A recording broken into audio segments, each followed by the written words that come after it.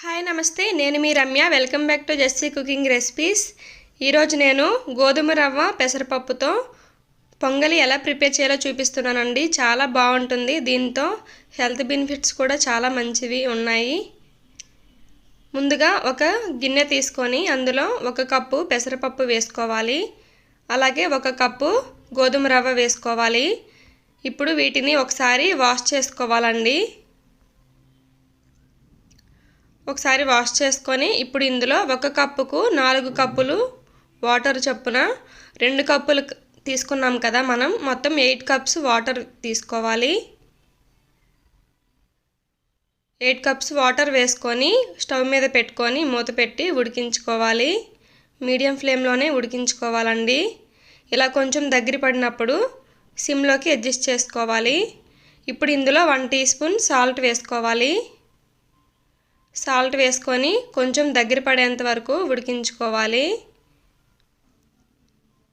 మనం నార్మల్గా రైస్ పెసరపప్పుతో పొంగల్ చేస్తూ ఉంటాం కదా, ఇలా ఒకసారి ట్రై చేయండి. చాలా టేస్టీగా ఉంటుంది. వెయిట్ లాస్ అవ్వాలనుకున్న వాళ్ళకి కూడా ఇది చాలా మంచిది.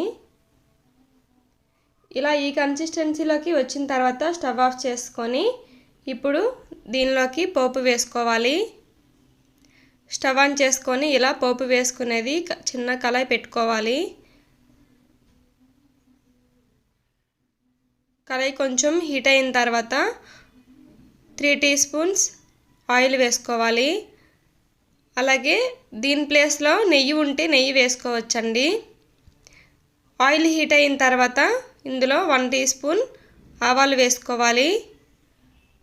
ఆవాలు కొంచెం చిటపటలాడిన తర్వాత 1 రెమ్మ కరివేపాకు వేసుకోవాలి. అలాగే 5 జీడిపప్పులు, 1 టీ స్పూన్ మిరియాలు వేసుకోవాలి.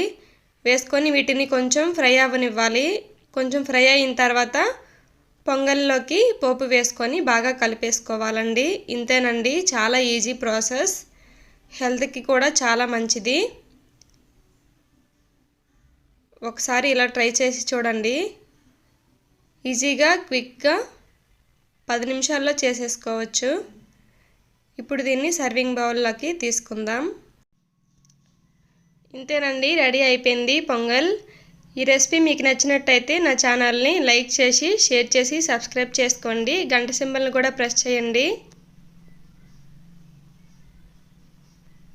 వేడివేడిగా పల్లీ చట్నీతో సర్వ్ చేసుకొని తింటే చాలా బాగుంటుంది. Thank you for watching.